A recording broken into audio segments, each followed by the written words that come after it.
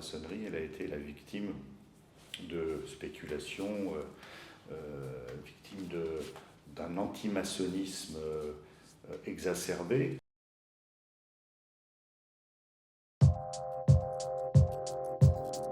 Le Grand Orient de France est la première obédience libérale et adogmatique du monde, obédience maçonnique, la plus ancienne.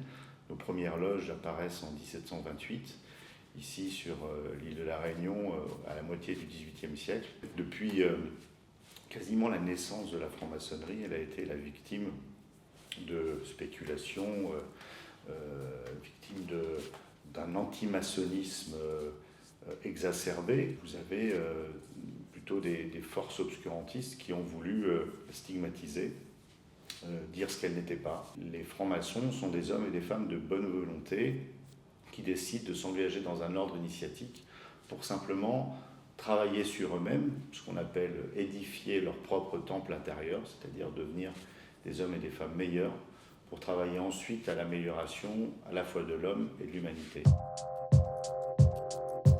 Les frères et sœurs du Grand Orient de France sont au nombre de 54 000 dans le monde, répartis dans 1400 loges. On vient travailler en loge, on vient échanger, débattre, toujours dans le respect des autres. Il y a une totale liberté d'expression, il y a l'égalité entre tous les membres, et puis il y a évidemment la fraternité entre les frères et les sœurs. Je pense par exemple à Victor Schœlcher, père de l'abolition de l'esclavage. Voilà, c'est un franc-maçon qui, évidemment, a voulu très clairement mettre fin à cette barbarie. On a parlé récemment de la constitutionnalisation de l'IVG. Les francs-maçons ont beaucoup œuvré pour que, dans les années 70, eh bien, les femmes puissent avoir le droit à l'IVG. Le projet de loi sur la fin de vie, c'est ce que nous appelons « mourir dans la dignité », ce que moi je qualifie également de loi d'ultime liberté, c'est-à-dire la liberté pour les hommes et les femmes de disposer de leur corps pendant toute leur vie jusqu'à leur mort et décider s'ils sont condamnés, c'est-à-dire si ils ont des maladies incurables, pour éviter de souffrir, de décider pour eux la finitude de leur vie. Et évidemment, pour nous, c'est un combat laïque. Les grands défis auxquels est confrontée notre République indivisible, laïque, démocratique et sociale. Il y en a plusieurs, ils sont planétaires. Le premier d'entre eux, c'est le défi du changement climatique, qui concerne évidemment tous les habitants de la planète, et donc les francs-maçons.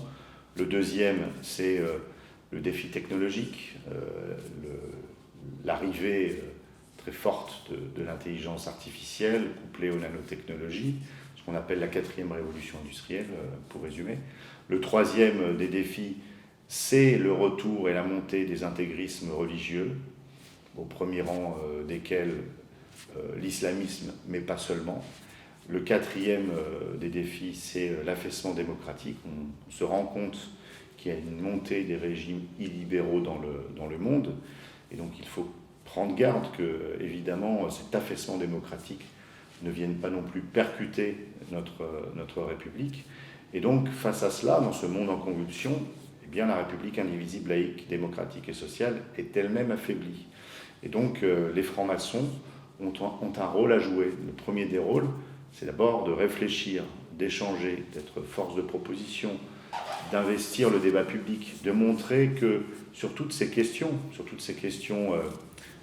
très importantes, il n'y a pas de vérité absolue, il n'y a pas de dogme, il n'y a pas de solution simple.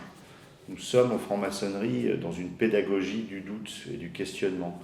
Et j'aime à dire que face à la complexité du monde, eh bien, c'est le questionnement qui peut nous permettre de trouver des clés de solutionnement des difficultés. C'est l'idéal maçonnique de travailler sans relâche pour essayer d'avancer vers un monde meilleur.